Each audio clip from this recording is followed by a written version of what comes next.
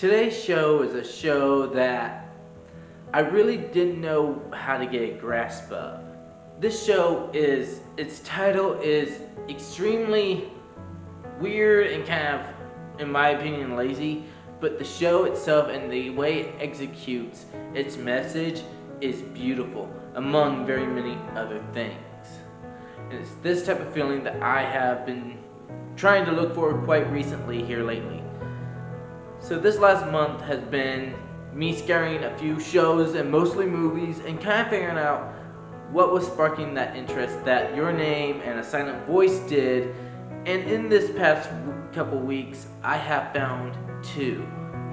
One of those was Promised Neverland, a review I made a couple weeks ago.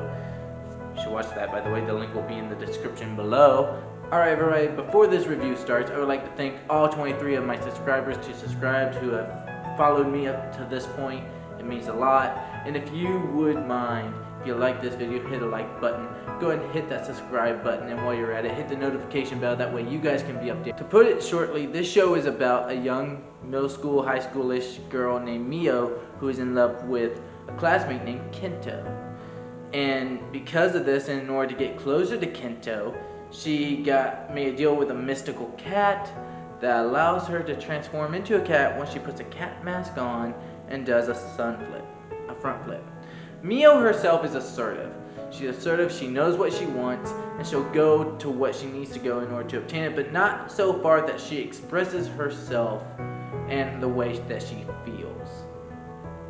Kento, on the other hand, wants to be a potter, and his issues are more stress-induced than hers.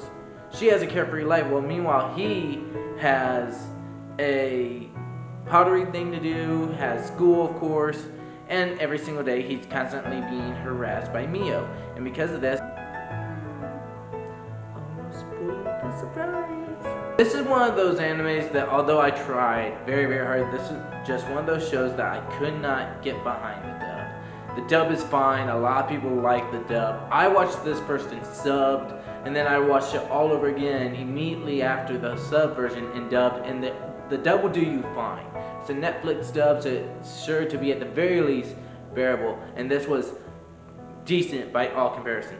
However, having said that, since I listened to the sub first, and I have the opinion that I will side with whichever language I hear first, I prefer the sub tremendously. The dub is nothing wrong. If you want to watch the dub, go ahead. There's a lot of sub haters, I get it. There's a lot of dub haters. I'm not one of you. In fact, I like a lot of dubs.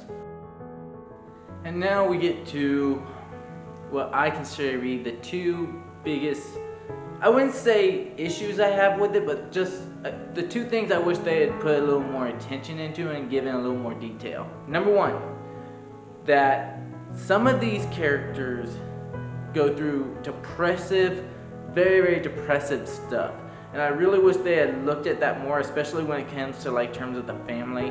Not get into spoilers really too much, but the main character's mother and father are divorced, and the father now remarried.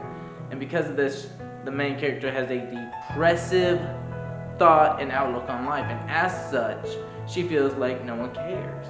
The other issue is I really, really, really wish that the cat world that the show put out got expanded on a little more. We get a small glimpse of it.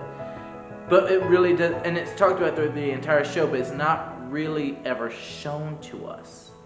It's not really explained how this got here or what actually has happened. Why are these people doing what they're doing? And even more than that, why do every other person who changes into a cat decides to change into a cat?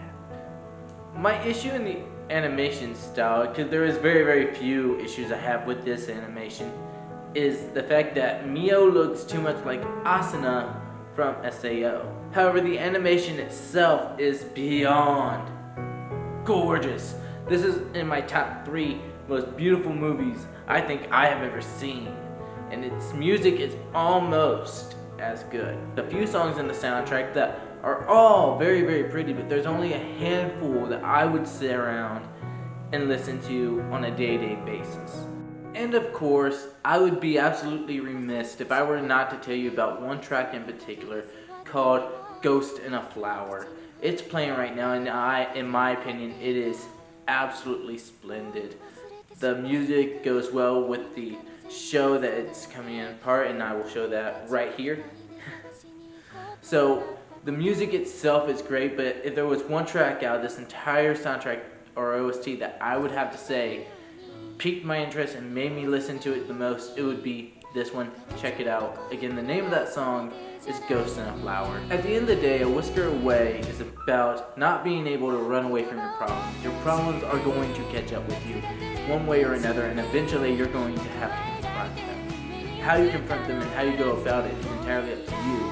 You cannot, you cannot run from your past. It leads you to nowhere. And that leads me with this anime movie, A Whisker Away, with a letter B and a recommendation that you buy it. For ultimate anime recommendations, I first point you to Junichi Sato. If you'd rather not watch Wolverine, how about a long-standing classic that you should be watching, Neon Genesis Evangelion.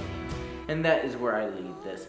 Thank you so much for watching this. If you liked it, please leave a like, leave a comment, tell me what you guys want me to review. If you want to see more of these videos, hit subscribe, and if you want to be really notified about when my new videos come out, hit the notification bell. That way you guys can really get noted the minute I upload. Thank you guys so much, and hey, listen, if you feel like you're willing to do it, please support my Patreon, because every donation that I get helps to improve this channel all around. Thank you so much, and I will see you guys in the next review.